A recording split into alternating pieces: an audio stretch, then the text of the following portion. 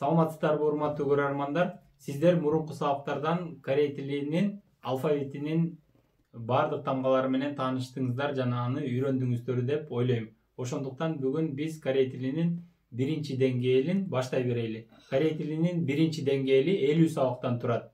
Ошол 50 сабактын ичинен бүгүнкү биз өтө турган биринчи сабак аудиторияда болгон ситуация.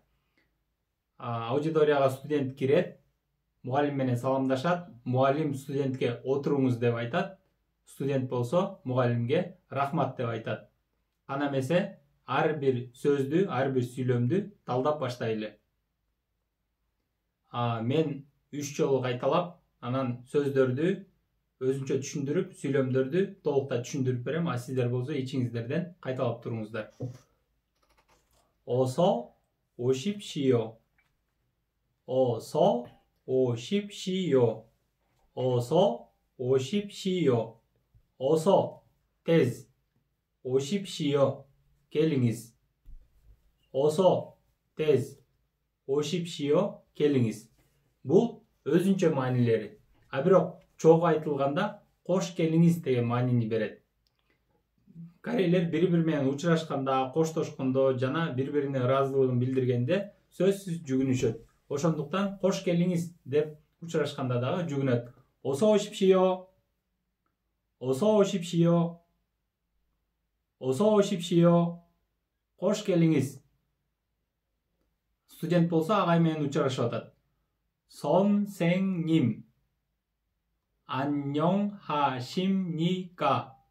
선생님. 안녕하십니까? 선생님. 안녕하십니까? 선생님. 안녕하십니까? 무갈림 스튜던트가 айтып атат. Отуруңуз деп. 앉으십시오. 앉으십시오. 앉으십시오. отуруңуз. 고맙습니다. 고맙습니다. 고맙습니다. рахмат. Анда эмесе мен башынан ар бир сүйлөмдү 3 жолудан окуйун дагы кыргызчасынан котороюн. А сиздер болсо ичиңиздерден кайталап туруңуздар. Осо ошипшио. Осо ошипшио. Осо ошипшио. Кош келиңиз. 선생님, 안녕하십니까? 선생님, 안녕하십니까? 선생님, 안녕하십니까? 아가이, саламатсызбы? 앉으십시오. 앉으십시오. 앉으십시오. отуруңуз. 고맙습니다. 고맙습니다. 고맙습니다. рахмат. Эми көнүгүүлөр көтөрүлү. Биринчи көнүгүү. Биз бардыгыбыз билебиз, корейлердин арасында Ким деген фамилия көп, Пак деген фамилия көп жана Ли деген фамилия көп. Ошолорду биз бул үлгүлөргө дагы кошконбуз. Кана эмесе кайталап көрөбүз. Ким 선생님. Ким 선생님. Ким 선생님. Ким агай. Ким 선생님. 안녕하십니까? Ким 선생님. 안녕하십니까? Ким 선생님. 안녕하십니까? кийинкиси. 박 선생님. 박 선생님. 박 선생님. 박 아가이. 박 선생님. 안녕하십니까? 박 선생님. 안녕하십니까? 박 선생님. 안녕하십니까? 박 아가이. саламатсызбы? Ли деген фамилия негизи корейчеде И деп айтылат. И 선생님. И 선생님. 이 선생님. Ли 아가이. 이 선생님. 안녕하십니까? 이 선생님. 안녕하십니까? 이 선생님. 안녕하십니까? 이 아가이 саламатсызбы? кийинкиси. 백 선생님. 백 선생님. 백 선생님. 백 선생님 안녕하십니까? 백 선생님 안녕하십니까? 백 선생님 안녕하십니까? 기인키스 한 선생님 한 선생님 한 선생님 한 선생님 안녕하십니까? 한 선생님 안녕하십니까? 한 선생님 안녕하십니까? 한 агай саламатсызбы? Эми экинчи көнүгүүгө өтөлү. Ар бир тилдин өзүнүн өзгөчөлүктөрү бар. Кыргыз тилинин дагы, англис тилинин дагы, орус тилинин дагы, корей тилинин дагы өзүнүн өзгөчөлүктөрү бар. Этиштин негизги формасы бар, белгисиз формасы. Неопределенная форма глагола деп коет. Мисалы, кыргызчада сүйлөө, жазуу, угуу деген этиштер бар. Бирок алар сүйлөмдүн ичинде жазылганда сөзсүз өзгөрөт. Мисалы, мен сүйлөйм, мен сүйлөө, сен сүйлөө, ал жазуу деп айтпайбыз. Мен сүйлөйм, сен жазасың, ал жазат деп.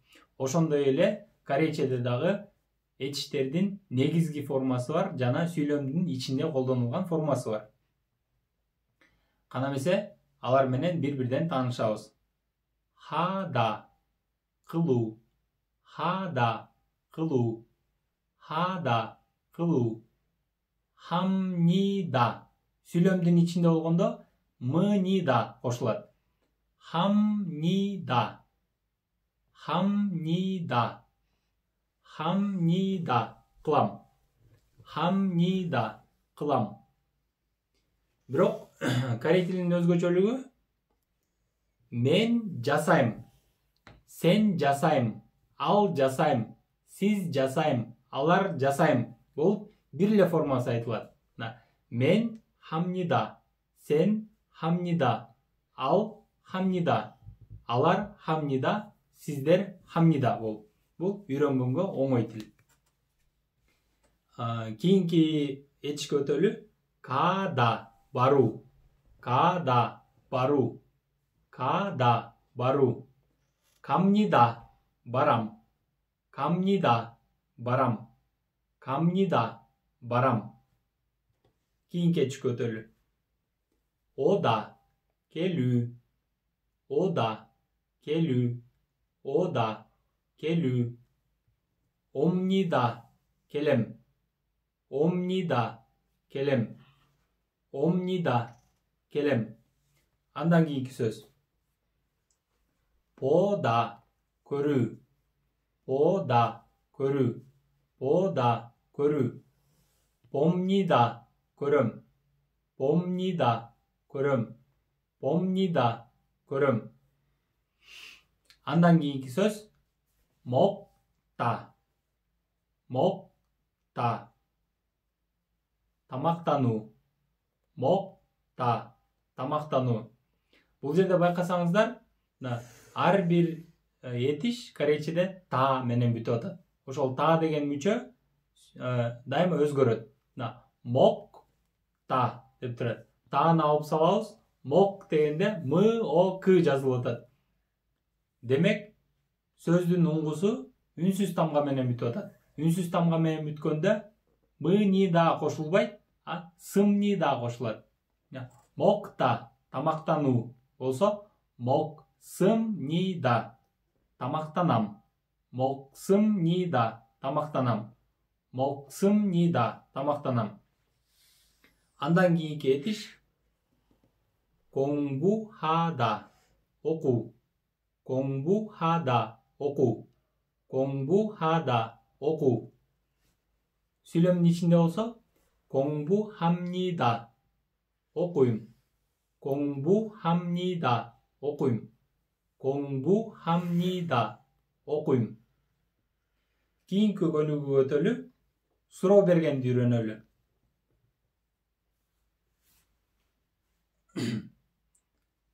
Кылуу, хада, хада кылуу. Хамнида кылам, хамнида кылам, хамнида кылам. Хамника кыламбы, Хамника кыламбы? Хамника кыламбы?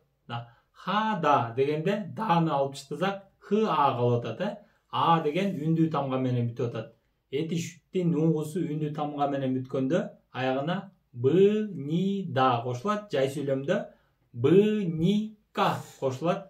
Суроолуу сүйлөмдө хамника кыламбы? Кылабы? Кыласызбы? Хамника када бару. Када бару. Када бару. Камнида барам. Камнида барам. Камнида барам. Эми суроону байкап тургула. Камника барасызбы? Камника барамбы? Камника барабы? Бардыгына окшош болот. Ичиңиздерден кайталап атасыздар да, унутпай кайталап тургула. Андан кийинки этишке өтөлү. Ода келүү. Ода келүү. Ода келүү. Омнида келем. Омнида келем. Омнида келем. Омника келемби? Омника келемби? Омника келемби? Андан кийинки сөз. Пода көрүү. Пода көрүү. Пода көрүү. Помнида көрөм. Помнида көрөм. Помнида көрөм. Помника көрөмбү? Помника көрөмбү? Помника көрөмбү? Андан кийинки уңгусу үндүү тамга менен бүткөн этиш. Мокта тамактануу. Мокта тамактануу. Мокта тамактануу. Моксымнида тамактанам. Моксымнида тамактанат. Моксымнида тамактанышат. Эми суроосу. Моксымника тамактанамбы? Моксымника тамактанамбы? Моксымника тамактанамбы? Байкадыңыздар да, эгерде этиштин уңгусу үнсүз тамга менен бүтө турган болсо, сымнида жай сүйлөмдө, сымника суроолуу сүйлөмдө кошулат. Моксымнида тамактанам. Моксымника тамактанамбы? Андан кийинки этиш, бүгүнкү сабактын акыркы этиши коңбу хамнида. Негизги формасы коңбу хада. Оку. Коңбу хада. Оку. Коңбу хада. Оку. Коңбу хамнида. Окуйм. Коңбу хамнида. Окуйм. Коңбу хамнида. Окуйм. Коңбу хамника окуймбу? Коңбу хамника окуймбу? Коңбу хамника окуймбу? Ушуну менен сабак аяктадык. Кана, урматтуу көрөрмандар, жактыбы сиздерге? Эгер жаккан болсо, анда ылдый жака комментарийлерди калтырып койсоңуздар болот. Жана сиздер өзүңүздөрдүн сунуштарыңыздарды жана суроолоруңуздарды, билгиңиз келген нерселерди, кандай грамматиканы билгиңер келип атат, сабак кандай өтүшүн каалайсыздар, ошолордун баардыгын ылдый жака комментарийлерге калтырып койсоңуздар аябай жакшы болот эле. Бул мен үчүн жана биз үчүн аябай маанилүү. Анда эмесе, саламатта калыңыздар.